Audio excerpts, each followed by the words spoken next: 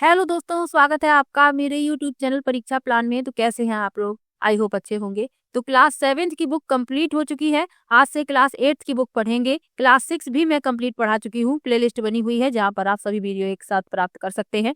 तो चलिए आज की वीडियो को शुरू करते हैं।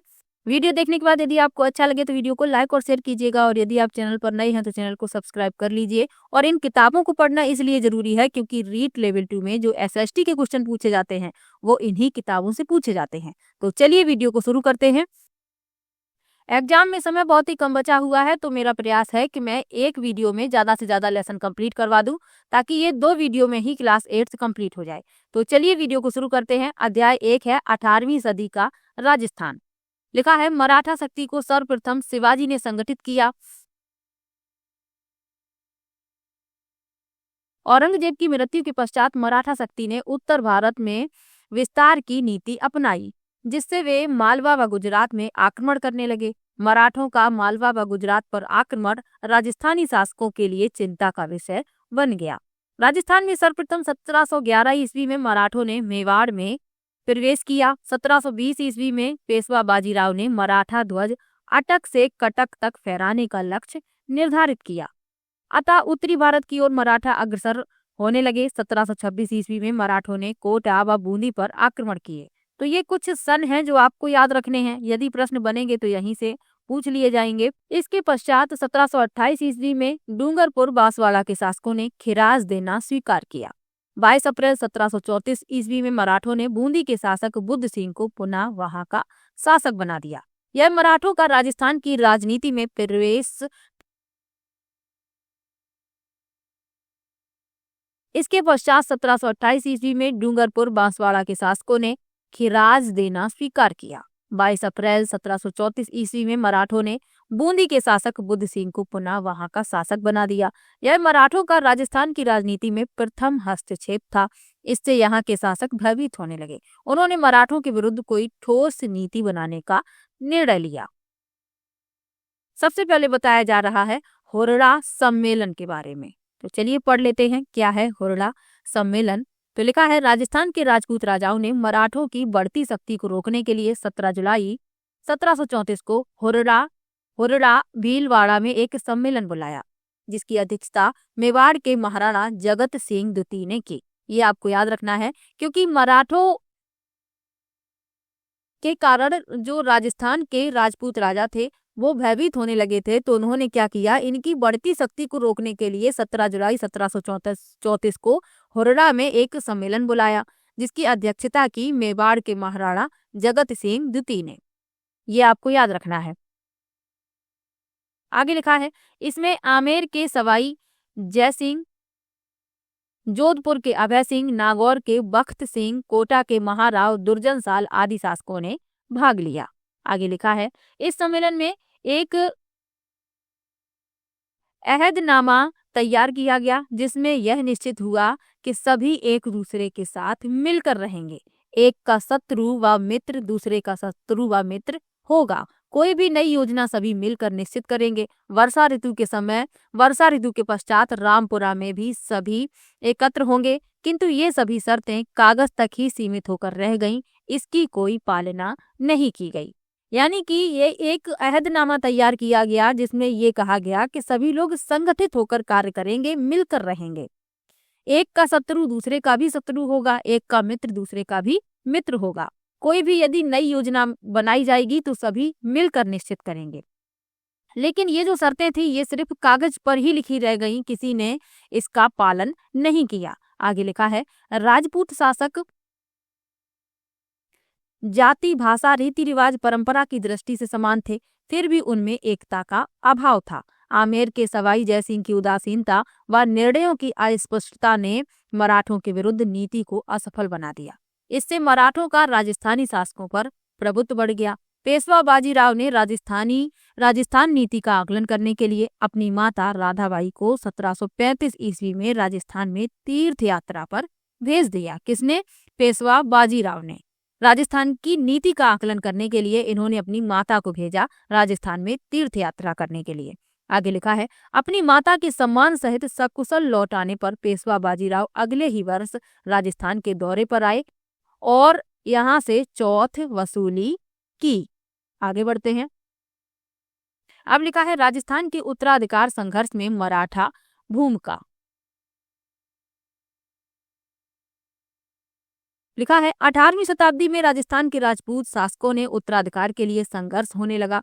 यानी कि 18वीं शताब्दी में राजस्थान के जो राजपूत शासक थे उनमें उत्तराधिकार के लिए संघर्ष होने लगा। यही कारण था कि मराठों को उत्तराधिकार के निर्णय में दखल का अवसर मिल गया, क्योंकि जब आपस में राजपूत ही लड़ रहे थे, किसके लिए लड़ रहे थे? उत्तराधिकार के लिए।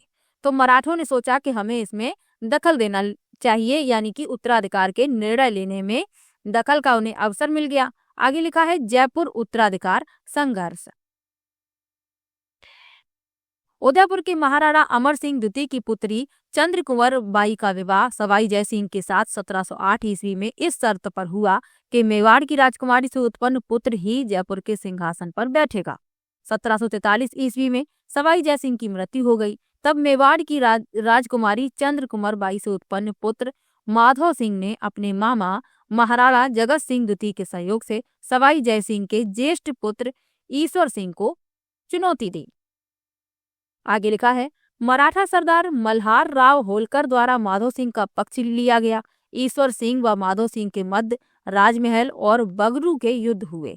अपने सेनापति हरगोविंद नाटानी की कुटिलता के कारण ईश्वर सिंह को आत्महत्या करनी पड़ी और माधव सिंह मराठों के सहयोग से जयपुर का शासक बन गया, क्योंकि ये पहले ही तय किया गया कि जो मेवाड़ की राजकुमारी है उनसे जो पुत्र उत्पन्न होगा वह जयपुर के सिंहासन पर बैठेगा। 1743 ईस्वी में सवाई जयसिंह की मृत्यु हो गई। तब मेवाड़ की जो राजकुमारी थी चंद्र कुंवर बाई, उनसे जो पुत्र उत्पन्न हुआ था माधव सिंह, इन्होंने अपने मामा महाराणा जगत सिंह द्वितीय के सहयोग से सवाई जयसिंह के ज्येष्ठ पुत्र ईश्वर सिंह को चुनौती दी। फिर क्या हुआ?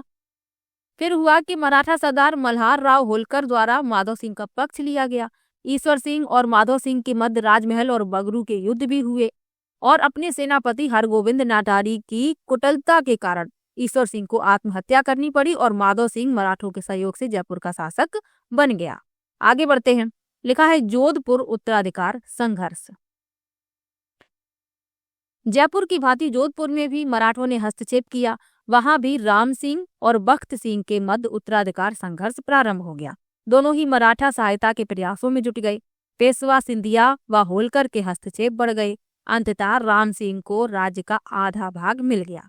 मारवाड़ का विभाजन ही नहीं हुआ, अपितु उसकी आर्थिक दशा भी शोचनीय हो गई। व्यापार नष्ट हो गई, कृषि बर्बाद हो गई और मराठों की मांगें दिन प्रतिदिन बढ़ती गईं। वे कोई समझौता करने पर सहमत नहीं थे।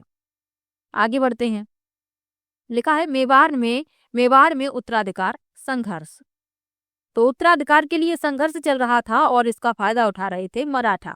आगे लिखा हुआ है 1761 ईस्वी में महाराणा राज सिंह द्वितीय की मृत्यु होने से आरी सिंह को मेवाड़ के राज सिंहासन पर बैठा दिया गया।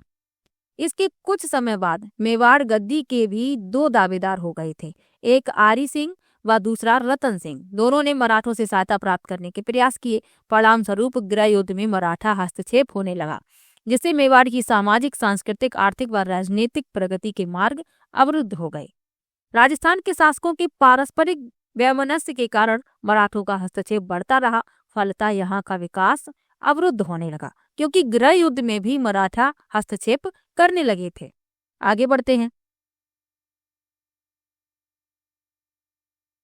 अब लिखा हुआ है अंग्रेज व संधियां, यानी अंग्रेजों से संधियां किस प्रकार हुई, इसके बारे में बताया जा रहा है। लिखा है मुगल साम्राज्य के पतन और मराठों द्वारा फैलाई गई अराजकता ने राजपूत शासकों, सामंतों तथा प्रजा में राजनीतिक, आर्थिक, सामाजिक अव्यवस्था उत्पन्न कर दी थी। ऐसी स्थिति में राजस्थान की तरफ अंग्रेजों का स्वाभाविक झुकाव हुआ। वे अपनी शक्ति के विस्तार तथा अन्य राजनीतिक, आर्थिक लाभ प्राप्त करने के लिए राजपूत शासकों से मैत्री करने के लिए उत्सुक हुए। यानी कि वे अपना लाभ देख रहे थे। वे क्या करना चाहते थे? अपनी शक्ति का विस्तार करना चाहते थे और राजनीतिक, आर्थिक लाभ प्राप्त करना चाहते थे। इसीलिए उन्होंने राजपूत शासकों से मित्रता करने के लिए प्रयास किया।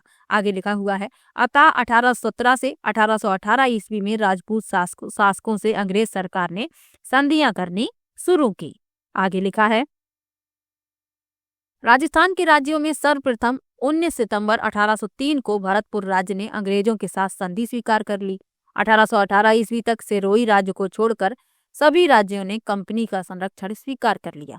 केवल मारवाड़ के विरोध के कारण सिरोही से तत्काल संधि नहीं हो सकी एवं 1823 ईस्वी में संधि पर हस्ताक्षर हुए। इस प्रकार अल्प समय में ही संपूर्ण राजस्थान अंग्रेजों के संरक्षण में आ गया। तो ये जो संधियां हुई हैं इनकी तारीख याद रख लीजिएगा।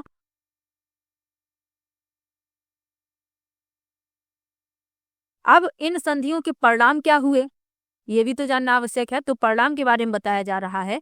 1817 से 1818 ईस्वी तक संधियों के परिणाम स्वरूप अंग्रेजों को दिए जाने वाले खिराज से देसी शासकों की आर्थिक स्थिति खराब हो गई। अंग्रेजों को शासकों के आंतरिक मामलों में हस्तक्षेप का अवसर मिल गया। अंग्रेजों ने भी शासकों को सामंतों के विशेषाधिकार तथा शक्ति नष्ट करने हेतु दबाव डाला। इससे सामंतों की प्रतिष्ठा को हानि पहुंची।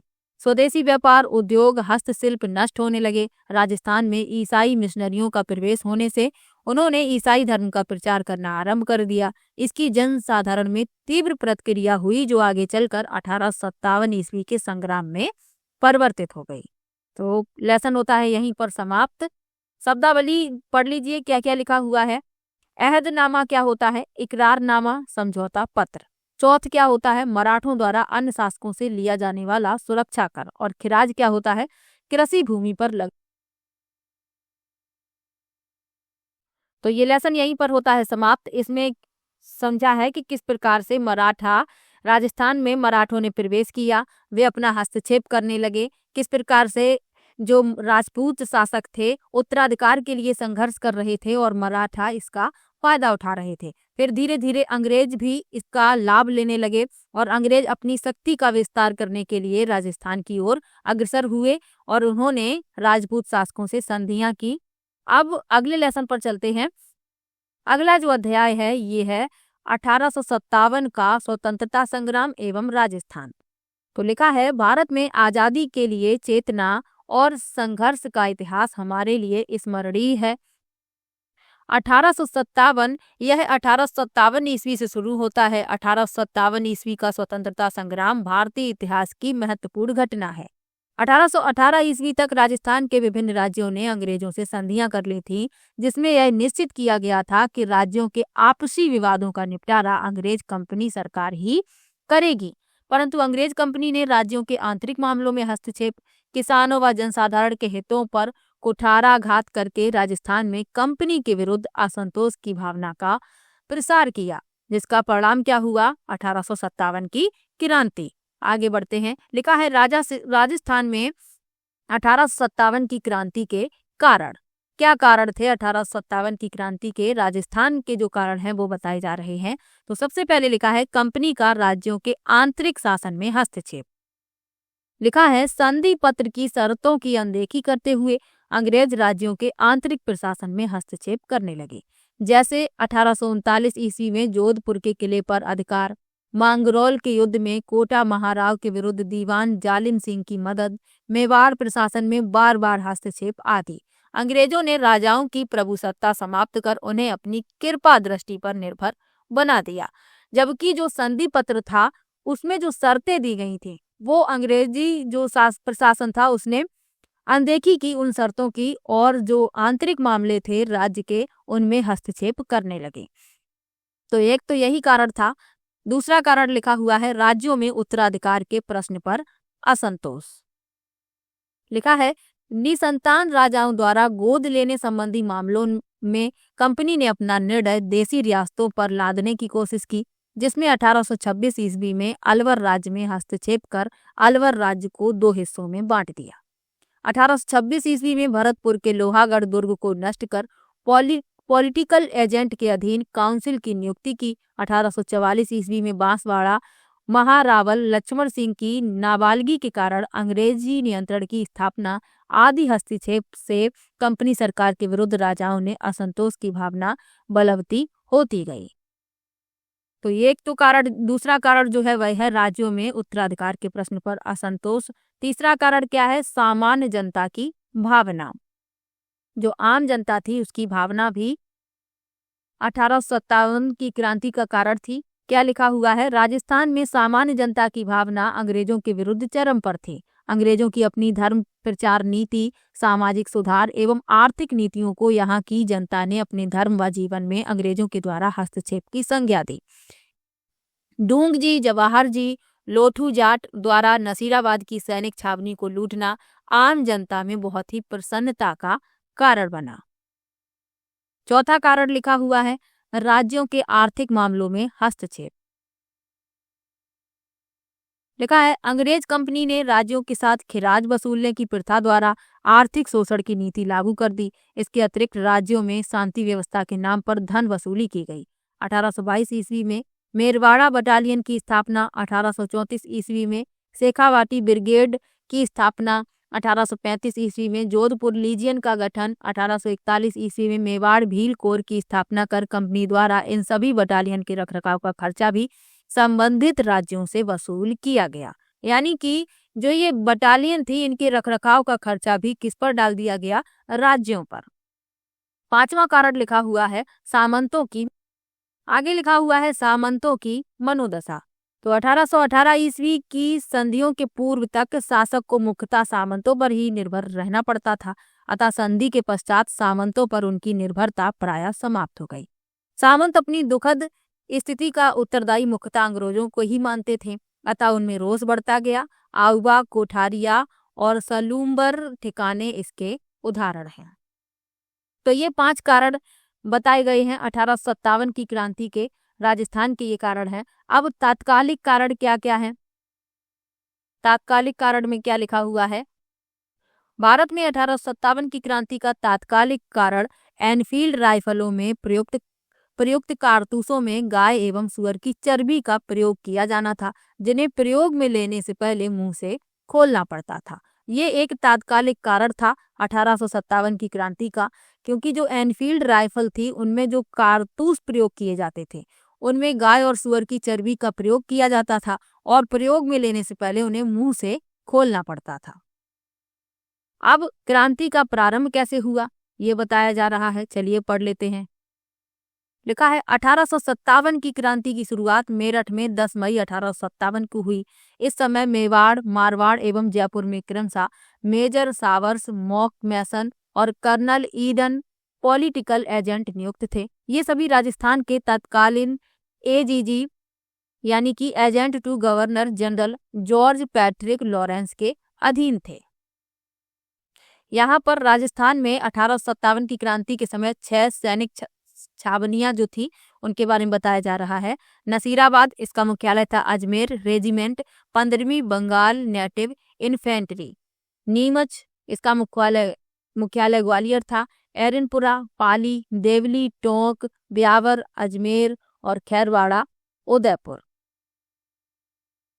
आगे बढ़ते हैं। इन सैनिक छावनियों में 5000 भारतीय सैनिकों के अतिरिक्त कोई भी यूरोपियन सैनिक नहीं था। अतः एजीजी के लिए इन्हें नियंत्रण में रखना एक गंभीर चिंता का विषय था। 19 मई 1857 ईस्वी को एजीजी लॉरेंस को मेरठ विद्रोह की सूचना माउंट आबू में मिली। उसने सभी राजाओं को निर्देशित किया कि राज्यों में शांति व्यवस्था बनाए रखें तथा शक्ति के विद्रोहियों का दमन करें। क्योंकि जो ये सैनिक छावनियां थी इनमें सभी जो सैनिक थे वो भारतीय ही थे, कोई भी यूरोपियन सैनिक नहीं था, इसीलिए इनको नियंत्रण करना एक चिंता का विषय था।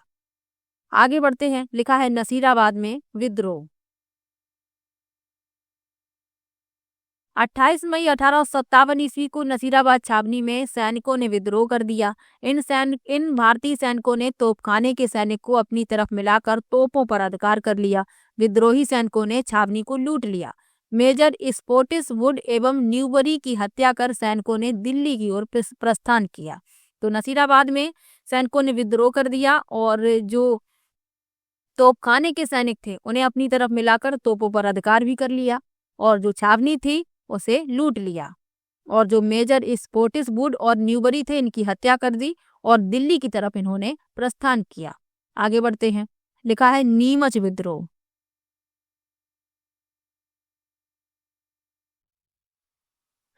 3 जून 1857 को नीमच छावनी में सैनिकों ने मोहम्मद अली बेग के नेतृत्व में विद्रोह कर शस्त्रागार में आग लगा दी।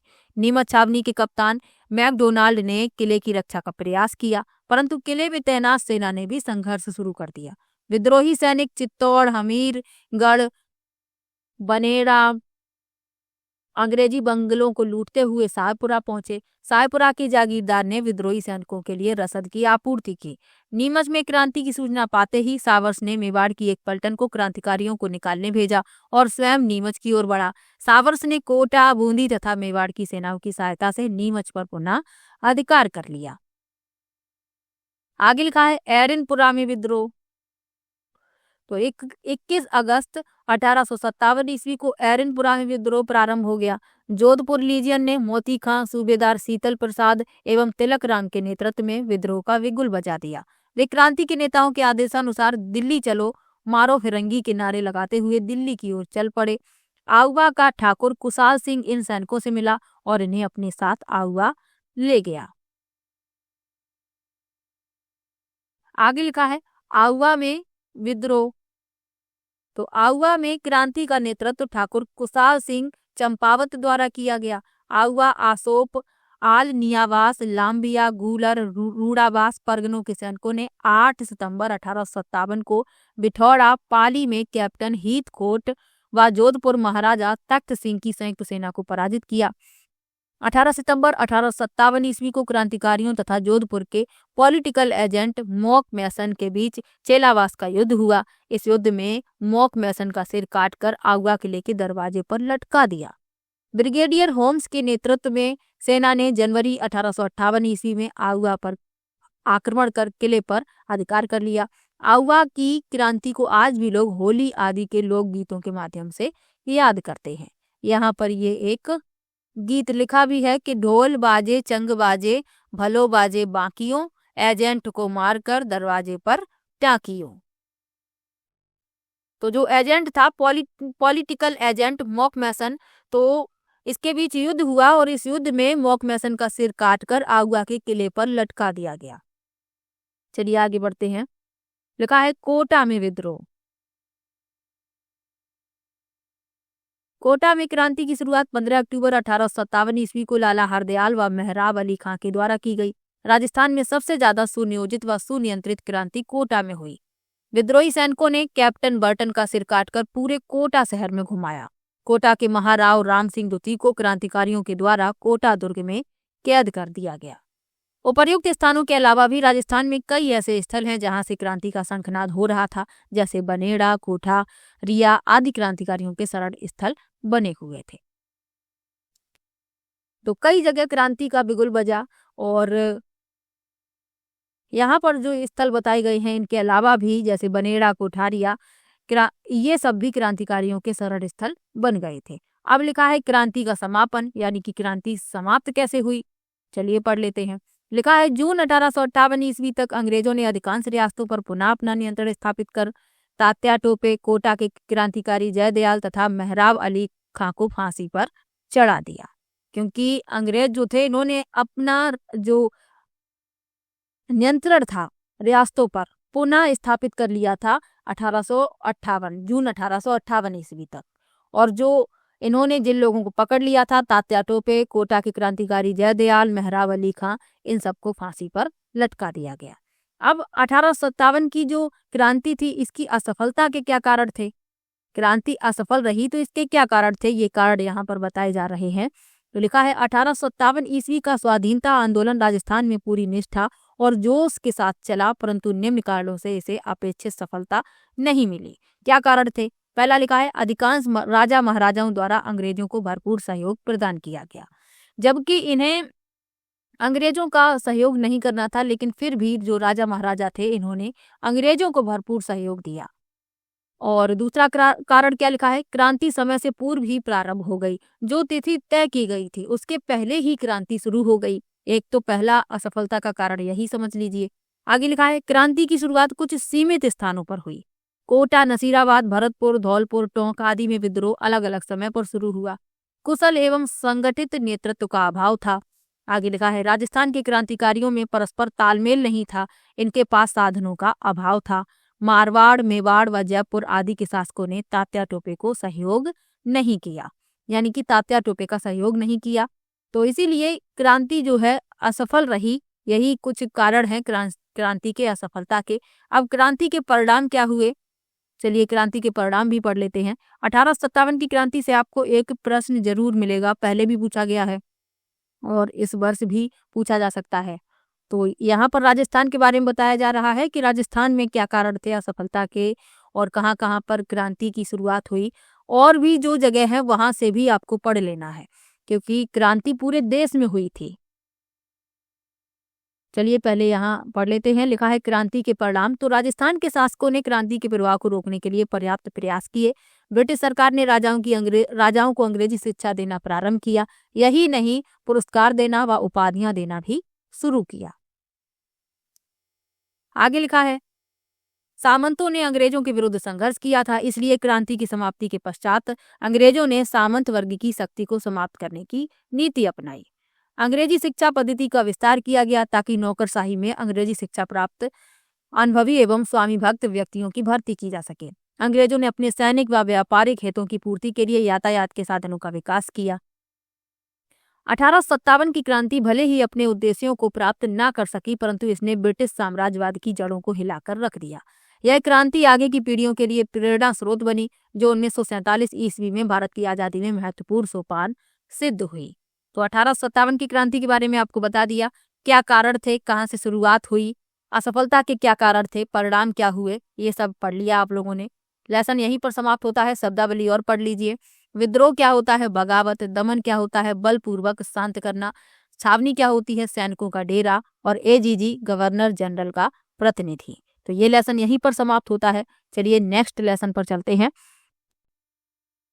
अगला लेसन बहुत ही अच्छा है, इससे आपको प्रश्न जरूर ही मिलेंगे। चलिए पढ़ लेते हैं। लिखा है आधुनिक राजस्थान का निर्माण, तीसरा अध्याय है। आज राजस्थान की जो भौगोलिक एवं राजनीतिक स्थिति हम देख रहे हैं, वह कई अथक प्रयासों से देसी रियासतों व रजवाड़ों के विलय के उपरांत अस्तित्व में आई। राजस्थान एकीकरण की सुगबुगाहट 1939 ईस्वी में वायसराय लॉर्ड लिनलिथगो के एक आदेश के उपरांत प्रारंभ हो गई थी। अखिल भारतीय देसी राज्य सेवा परिषद ने एक प्रस्ताव पारित कर यह निर्णय किया कि जिन रियासतों व ठिकानों की आय 50 लाख रुपए से कम व जनसंख्या 20 लाख से कम हो, उन्हें पड़ोस के बड़े राज्य में मिला दिया जाए। यद्यपि यह कार्य करना इतना सरल नहीं था, किंतु प्रजामंडल आंदोलनों द्वारा जन जागृति व एकीकरण की प्रक्रिया को आगे बढ़ाया गया। आगे बढ़ते हैं। 22 मई 1946 के ज्ञापन द्वारा ब्रिटिश सरकार ने देसी रियासतों को एकीकरण की प्रक्रिया शीघ्र पूर्ण करने हेतु कहा। एकीकरण की यह प्रक्रिया जारी थी। इसी दौरान 15 अगस्त 1947 को हमारा देश स्वतंत्र हो गया। स्वतंत्रता के पश्चात सरकार ने एकीकरण प्रक्रिया को प्राथमिकता देते हुए और तेज कर दिया। भारत सरकार के रियासती विभाग के निर्णयानुसार स्वतंत्र भारत में वे ही रियासतें अपना पृथक अस्तित्व रख सकती थी जिनकी न्यूनतम आय 1 करोड़ रुपए वार्षिक और जनसंख्या 10 लाख या उससे अधिक हो। इस मानदंड के अनुसार राजस्थान में केवल जयपुर, जोधपुर, बीकानेर व उदयपुर रियासतें ही स्वतंत्र अस्तित्व रख सकती थी, किंतु इन रियासतों की जनता एकीकृत राजस्थान में विलय के पक्ष में नहीं थी। प्रजा का नेतृत्व प्रजामंडल व अन्य संघों द्वारा किया जा रहा था। देसी रियासतों के कई शासकों ने भी विलय के प्रस्ताव का समर्थन किया। तो जो रियासतें थी उनका विलय किस प्रकार हुआ ये समझाया जा रहा है।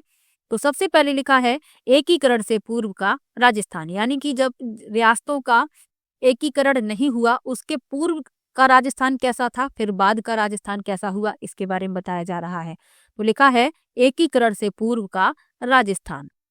एकीकरण से पूर्व राजस्थान में 19 रियासतें यथा जयपुर, जोधपुर, उदयपुर, बीकानेर, बूंदी, कोटा, धौलपुर, भरतपुर, अलवर, डूंगरपुर, प्रतापगढ़, बांसवाड़ा, झालावाड़, करौली, शाहपुरा, सिरोही, टोंक, जैसलमेर व किशनगढ़ थी। तो प्रश्न यदि पूछ लिया जाए कि एकीकरण से पूर्व राजस्थान में कितनी रियासतें थीं, तो 19 आपको याद रखना है। 3 ठिकाने कुशलगढ़, लावा और नीमराना थे। एक केंद्र शासित प्रदेश अजमेर मेरवाड़ा था। आगे बढ़ते हैं। एकीकरण का प्रथम प्रयास कोटा रियासत के शासक महाराव भीम सिंह ने किया। कोटा के बाद महाराणा मेवाड़ ने 25 व 26 जून 1946 को इसी प्रक्रिया को आगे बढ़ाते हुए उदयपुर में राजस्थान, गुजरात, मालवा के कतिपय शासकों का एक सम्मेलन किया। इसी तरह अन्य सम्मेलन जयपुर, बूंदी, कोटा व झालावाड़ के शासकों ने भी बुलाए, किंतु यह प्रयास उनके निजी हितों के पोषण के ही थे, इसलिए प्रक्रिया पूर्ण नहीं हो सकी। शासकों के समानांतर ही जनता से सीधे जुड़ी संस्थाएं व संगठन भी एकीकरण की प्रक्रिया में सक्रिय रहे। राज्य प्रजा परिषद व प्रजामंडल के प्रयास संपूर्ण राजस्थान को एक इकाई के रूप में गठित कर भारतीय संघ में शामिल करने के लक्ष्य को लेकर जारी थे। तो जो एकीकरण हुआ ये चरणों में संपन्न हुआ है, तो यही यहाँ पर लिखा है एकीकरण के चरण लेते हैं। तो राजस्थान का एकीकरण एक जटिल एवं चुनौतीपूर्ण प्रक्रिया थी, क्योंकि जो रियासतें थी इनके रीति रिवाज अलग थे, इनकी प्रशासनिक व्यवस्था अलग थी, इनमें राजनीतिक विभिन्नताएं थी। तो इन सभी का एकीकरण करना एक चुनौतीपूर्ण कार्य था, यही आगे बताया जा रहा है। लिखा है दीर्घकाल से अस्तित्व में रही देशी रियासतों एवं ठिकानों को एक ही सामान्य प्रशासनिक व्यवस्था के तहत लाना कठिन कार्य था। इन रियासतों में जनसंख्या, सामाजिक रीति रिवाज, आर्थिक व राजनीतिक विभिन्नताएं थीं। कुछ रियासतों में परंपरागत पद्धति से प्रशासन का संचालन हो रहा था, तो कुछ में आधुनिक शासन के मूल प्रचलित हो गए थे। इन सभी क्षेत्रों में एक समान राजनीतिक प्रशासनिक व्यवस्था की स्थापना, समग्र रूप से उसका आर्थिक विकास करना, नई सेवाओं की स्थापना, नए नियम बनाना आदि कार्य चुनौतीपूर्ण थे। इन सभी चुनौतियों से लड़ते हुए नवंबर 1956 में आधुनिक राजस्थान के निर्माण का कार्य पूरा किया गया। 7 प्रमुख चरणों से गुजरते हुए राजस्थान अपने आधुनिक स्वरूप में आया। एकीकरण इन 7 चरणों को हम दी गई सारणी के द्वारा सरलता से समझ सकते हैं। तो यदि प्रश्न पूछ लिया जाए कि राजस्थान एकीकरण के कितने चरण थे, तो 7 चरणों में एकीकरण पूरा हुआ, तो ये आपको याद रखना है। यहाँ सारणी में दिखाए भी जा रहे हैं। लिखा है प्रथम चरण, राज्य का नाम मत्स्य संघ, गठन की तारीख 17-18 मार्च 1948। एकीकरण की समेकित प्रक्रिया, अलवर, धौलपुर, भरतपुर, करौली को मिलाकर मत्स्य संघ का निर्माण किया गया। अलवर इसकी राजधानी बना। धौलपुर के महाराजा उदयभान सिंह को राज प्रमुख व शोभाराम कुमावत को प्रधानमंत्री नियुक्त किया गया। यहाँ आप मानचित्र में भी मत्स्य संघ को देख सकते हैं। द्वितीय चरण में क्या लिखा है, पूर्व राजस्थान संघ, तारीख लिखी हुई है गठन की 25 मार्च 1948। और बांसवाड़ा, कोटा, बूंदी, झालावाड़, टोंक, डूंगरपुर, प्रतापगढ़, किशनगढ़ व सायपुरा रियासतों तथा कुशलगढ़ व लावा ठिकानों को मिलाकर द्वितीय चरण पूरा हुआ। कोटा को राजधानी बनाया गया। कोटा के महाराव भीम सिंह राज प्रमुख व गोकुल लाल असावा प्रधानमंत्री बने। तृतीय चरण में संयुक्त राजस्थान, 18 अप्रैल 1948 तिथि लिखी हुई है। संयुक्त राजस्थान में उदयपुर, मेवाड़ का विलय कर दिया गया। मेवाड़ के भूपाल सिंह को राज प्रमुख तथा माणिक लाल वर्मा को प्रधानमंत्री नियुक्त किया गया। पंडित जवाहरलाल नेहरू ने इस विलय का उद्घाटन किया। चतुर्थ चरण, वृहद राजस्थान, 30 मार्च 1949। संयुक्त राजस्थान में जयपुर, जोधपुर, बीकानेर व जैसलमेर का विलय हुआ। राजस्थान का स्थापना दिवस भी 30 मार्च को ही मनाया जाता है। जयपुर के मान सिंह द्वितीय राज प्रमुख व हीरालाल शास्त्री प्रधानमंत्री तथा महाराणा भूपाल सिंह महाराज प्रमुख नियुक्त हुए। सरदार वल्लभ भाई पटेल ने वृहद राजस्थान का उद्घाटन किया। पंचम चरण में संयुक्त वृहद राजस्थान, 15 मई 1949। वृहद राजस्थान में मत्स्य संघ का नीमराना ठिकाना सहित विलय हुआ। छठे चरण में राजस्थान, 26 जनवरी 1950 सिरोही, देलवाड़ा व आबू क्षेत्र को छोड़कर का विलय किया गया। यानी सिरोही का विलय किया गया, लेकिन देलवाड़ा और आबू क्षेत्र को छोड़ दिया गया। फिर सप्तम चरण में राजस्थान, 1 नवंबर 1956। राजस्थान में आबू, देलवाड़ा, अजमेर, मेरवाड़ा व मंदसौर के सुनेल टप्पा क्षेत्र का विलय कर एकीकरण की प्रक्रिया पूर्ण की गई। झालावाड़ का सिरोंज क्षेत्र मध्य प्रदेश को सौंपा गया। राजस्थान का स्थापना दिवस 30 मार्च को मनाया जाता है, ये याद रखना है। और राजस्थान का पूर्ण एकीकरण हुआ 1 नवंबर 1956 को, तो ये आपको याद रखना है। और 7 चरणों में एकीकरण पूरा हुआ, तो ये भी याद रखिएगा। लेसन यहीं पर होता है समाप्त। शब्दावली क्या दी गई है? एकीकरण क्या है? जोड़ने एक करने की प्रक्रिया। और वृहद का मतलब क्या है? विशाल यानी कि बड़ा।